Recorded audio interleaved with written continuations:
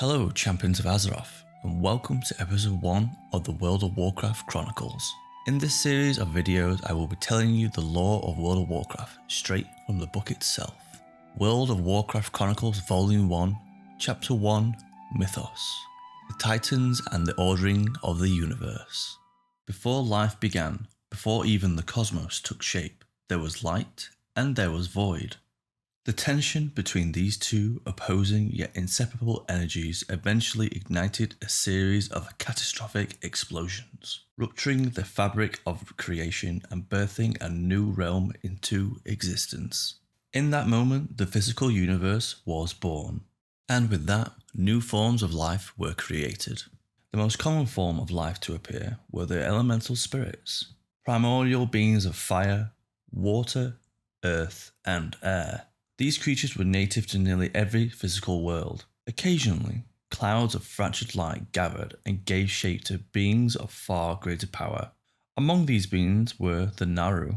The Naru vowed to use their mastery over holy magic to spread hope and nurture life wherever they could find it.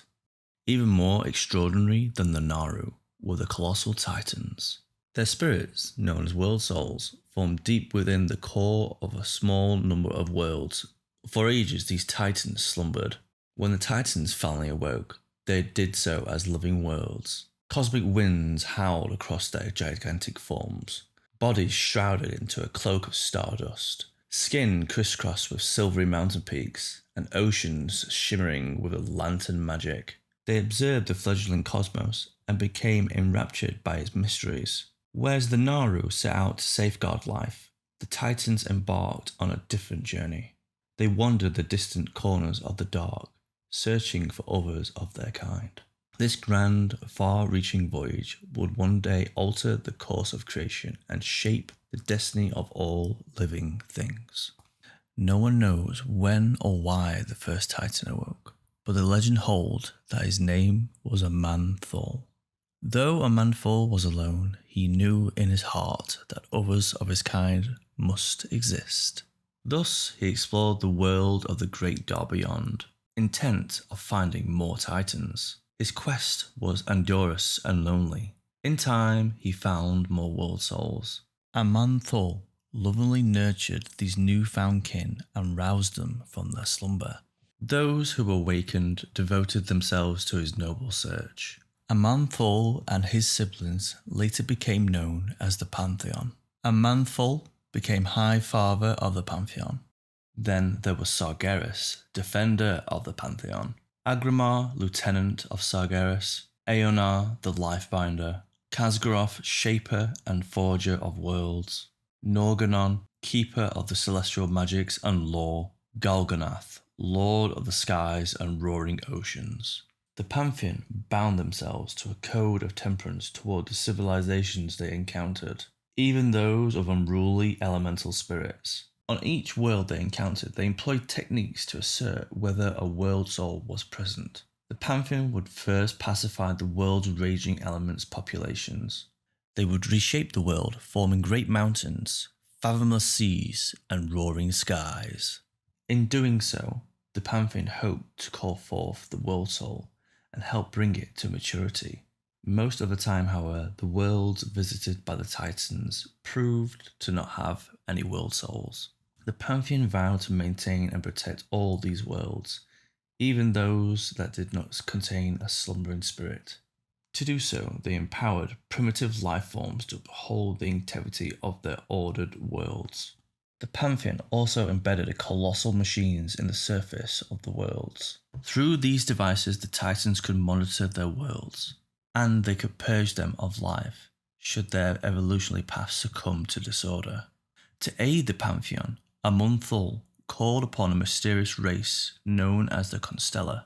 These celestial beings observed the many worlds ordered by the Titans, staying vigilant for any sign of instability. When it was necessary, the Constellar could initiate a fail-safe procedure to scour life from a world in hopes of resetting its evolutionary process. Over the ages, the Pantheon discovered fewer and fewer world souls. Yet they remained undaunted. They knew the universe was vast and beyond measure. Unknown to the Titans, The forces of the void were also hard at work in the distant reaches of the Great Dark.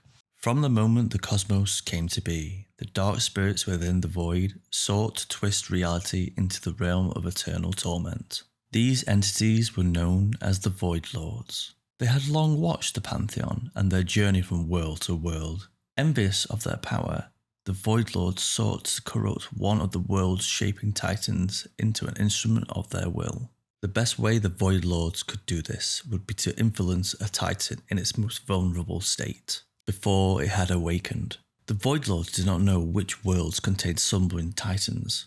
Thus they pulled their power and hurled dark creatures throughout the physical universe, hoping some of them would smash into world souls. These dark creatures they flung into the universe would come to be known as the Old Gods. Although the Titans were aware of the void energies that existed in the universe, they had no knowledge of the Void Lords and the Old Gods. The Pantheon's attention was consumed by another, more immediate threat: demons. These ferocious creatures had been born from the twisting nether, held in the thrall of unbridled hate and malice. They hungered for nothing less than destruction of life in the universe. But we will continue the story of how the Titans dealt with the demons in another episode. I hope you enjoyed the first lore video.